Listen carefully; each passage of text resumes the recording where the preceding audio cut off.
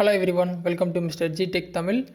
இன்றைக்கி நம்ம இந்த வீடியோவில் என்ன பார்க்குறோன்னு பார்த்தீங்கன்னா, விரும்மாண்டி வாட்ஸ்அப் ஸ்டேட்டஸ் வந்து இப்போ ட்ரெண்டிங்காக வந்து இன்ஸ்டாகிராமில் போயிட்டுருக்கோம். நீங்கள் பார்த்தீங்கன்னா அந்த விரும்மாண்டி படத்தோட இமேஜ் பார்த்தீங்கன்னா லெஃப்ட்லேருந்து ரைட்டுக்கு மூவ் ஆகிருக்கும். அப்புறம் ரைட்லேருந்து லெஃப்ட்டுக்கு வந்து மூவ் ஆன மாதிரி வச்சுட்டு அதுக்கான பிஜிஎம் கொடுத்து ஒரு எடிட்டிங் வந்து ட்ரெண்டிங்காக போயிட்டுருக்கும். ஸோ அந்த மாதிரியான எடிட்டிங் வந்து எப்படி பண்ணுறதுன்னு தெரியாமல் இருந்தீங்கன்னா உங்களுக்காக தான் இந்த வீடியோ. ஸோ இந்த வீடியோ ஃபுல்லாக பாருங்கள், கண்டிப்பாக யூஸ்ஃபுல்லாக இருக்கும். ஃபஸ்ட் டைமாக சேனல் வந்துருந்தீங்கன்னா மறக்காமல் சப்ஸ்கிரைப் பண்ணி சப்போர்ட் பண்ணுங்கள். இப்போ வாங்க நம்ம வீடியோக்குள்ளே போகலாம். ஸோ இது என்ன ஆப் யூஸ் பண்ணுறேன்னு பார்த்தீங்கன்னா அலைட் மோஷன். ஸோ இந்த ஆப் ஓப்பன் பண்ணிக்கிங்க. ஸோ ஓப்பன் பண்ணியாச்சு. ஓப்பன் பண்ணிட்டு கீழே இருக்க ப்ளஸ் பட்டன் கொடுங்க.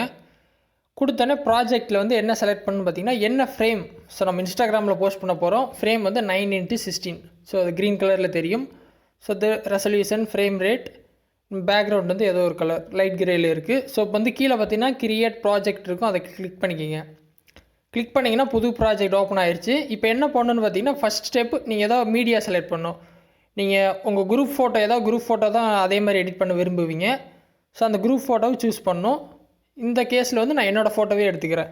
ஸோ கீழே இருக்க ப்ளஸ் பட்டனை கிளிக் பண்ணி பார்த்தீங்கன்னா சேப் மீடியா ஆடியோ அப்படின்னு இருக்கும். மீடியா கொடுத்து ஒரு ஃபோட்டோ எடுத்துக்கோங்க. நான் என்னோடய ஃபோட்டோவே எடுத்துக்கிட்டேன்.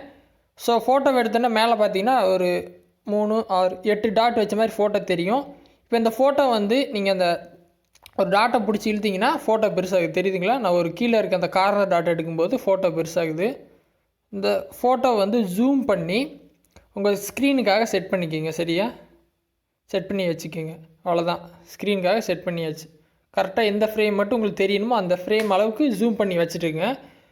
ஓகே, அடுத்து என்னென்னு பார்த்தீங்கன்னா இந்த வீடியோ லென்த் எவ்வளோ இருக்குதுன்னு பார்க்கலாம். பார்த்தீங்கன்னா இது ஒரு 2 செகண்ட் தான் இந்த வீடியோ இருக்குது. கரெக்டாக இப்போ என்ன பண்ணலான்னு பார்த்தீங்கன்னா இந்த வீடியோவோட லென்த்தை நான் கொஞ்சம் மாற்றலான் இருக்கேன். ஒரு 20 செகண்ட் வரைக்கும் கொண்டு வரலாம். அதுக்கு ஒன்றும் இல்லை, சென்டர் ஸ்க்ரீனில் அந்த இமேஜின்னு போட்டிருந்த ஃபைல் இருக்குல்ல, அந்த ஃபைலை பிடிச்சி அந்த சைடு ஏரோ இருக்கும், அதை அப்படி ட்ராக் பண்ணிங்கன்னா லென்த் அதிகமாகிட்டே போகும். சரிங்களா? இப்போ 6 செகண்ட். ஸோ இந்த மாதிரி ட்ராக் பண்ணும்போது வீடியோவோட டியூரேஷன் அதிகமாகும். ஒரு 20 செகண்ட் வச்சுக்கலாம். ஓகேங்களா? நான் 10 செகண்ட் வந்து ரைட்டில் போகிற மாதிரி 10 செகண்ட் லெஃப்ட்டில் மூவ் ஆகிற மாதிரி செட் பண்ணலாம். ஸோ நான் 20 செகண்ட் கிட்டே கொண்டு போகிறேன். ஓகேங்க, இப்போ கிட்டத்தட்ட ஒரு 19 செகண்ட் 20 செகண்ட் கொண்டு வந்துட்டேன். ஓகேவா? 20 செகண்ட் இருக்கா, முடிஞ்சா? ஸோ டியூரேஷன் செட் பண்ணியாச்சு. உங்களுக்கு வீடியோ எவ்வளோ லென்த் வேணுமோ அந்த லென்த்துக்காக செட் பண்ணுங்கள். செட் பண்ணிட்டு அடுத்து என்ன ஆப்ஷன் பண்ணணுன்னு பார்த்தீங்கன்னா கீழே பார்த்தீங்கன்னா நிறைய ஆப்ஷன் இருக்கும். Colour and fill. அதுக்கு கீழே பார்த்தீங்கன்னா மூவ் அண்ட் ட்ரான்ஸ்ஃபார்ம் அப்படின்னு ஒரு ஆப்ஷன் கொடுத்துருப்பாங்க கீழே பாட்டம் லெஃப்ட் கார்னரில். அதை கிளிக் பண்ணுங்கள். அதை கிளிக் பண்ணோடனே இங்கே பார்த்தீங்கன்னா swipe here to move layer அப்படின்னு ஒரு ஆப்ஷன் கொடுத்துருப்பாங்க. இப்போ இங்கே என்ன பண்ணணுன்னு பார்த்தீங்கன்னா ஸோ இந்த இடத்துல என்ன பண்ணணுன்னு பார்த்தீங்கன்னா நீங்கள் ஸ்டார்ட் ஆஃப் த ஃப்ரேம், ஒரு ஃபோட்டோ செலக்ட் பண்ணிங்கன்னா அந்த ஃபோட்டோவோட ஸ்டார்டிங் பாயிண்ட்டை சூஸ் பண்ணணும். ஸோ அதுக்கு என்ன பண்ணணும் பாருங்கள், கீழே பார்த்தீங்கன்னா அந்த ஒரு ஸ்கொயர் கொடுத்துருப்பாங்க, ஸ்வைப் ஹியர் டு மூவ் லேயர்னு இருக்கும். அதில் வந்து நம்ம ஸ்டார்டிங் பாயிண்ட் சூஸ் பண்ணணும். ஸோ ஸ்டார்டிங் பாயிண்ட் என்ன, இந்த இமேஜோட ஸ்டார்டிங் பாயிண்ட் வந்து நான் இங்கே நான் வச்சுக்கலான் இருக்கேன். ஸோ இந்த இங்கிட்டு பார்த்தீங்கன்னா இமேஜ் ஒயிட் ஆயிடுச்சு. ஸோ அந்த பார்ட் எனக்கு வேணாம். இமேஜ் ஸ்டார்ட் ஆகிற இடத்தையே நான் ஸ்டார்ட் பாயிண்ட்டாக இப்போ செட் பண்ணிக்கிறேன். பார்த்தீங்கன்னா இப்போ நான் மூவ் பண்ணேன்னா இதெல்லாம் எம்டி பிளேஸ். ஸோ இதெல்லாம் வெறும் பேக்ரவுண்ட் தான் இருக்குது, எம்டி பேக்ரவுண்ட். அது எனக்கு வேணாம். ஃபோட்டோவோட அந்த எண்டை வந்து நான் ஸ்டார்டிங் பாயிண்ட் வைக்கிறேன். இப்போ வச்சுட்டு இங்கே என்ன பண்ணணுன்னு பாருங்கள். செட் பண்ண பின்னாடி கீழே இந்த சைடில் பார்த்தீங்கன்னா ஒரு ப்ளஸ் பாயிண்ட் கொடுத்துருப்பாங்க, ப்ளஸ் பட்டன் கொடுத்துருப்பாங்க. பார்த்தீங்கன்னா லெஃப்ட் சைடில் பார்த்தீங்கன்னா ஒரு 3 பட்டன் இருக்கும். அதில் ஃபஸ்ட்டு பட்டனை ப்ளஸ் பட்டன் கொடுத்துருப்பாங்க, அதை தொடணும். ஓகே, தொட்டிங்கன்னா இங்கே சென்டரில் பார்த்தீங்கன்னா இமேஜ் தெரியுது இல்லை, அந்த இமேஜ்கிட்ட ஒரு ஏரோ வந்திருக்கும், பார்த்தாலே தெரியும். ஒரு க்ரீன் கலர் ஏரோ இங்கே ஆட் ஆகிடுச்சு.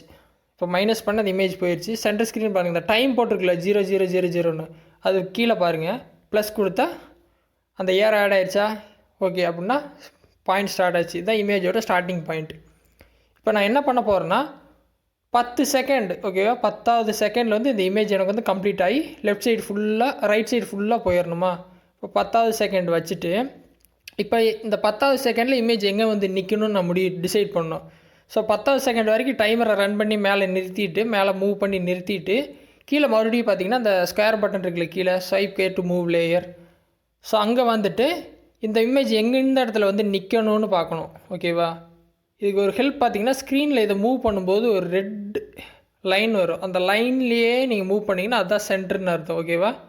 எது வரைக்கும் மூவ் ஆகணும்னு நீங்கள் சூஸ் பண்ணணும்.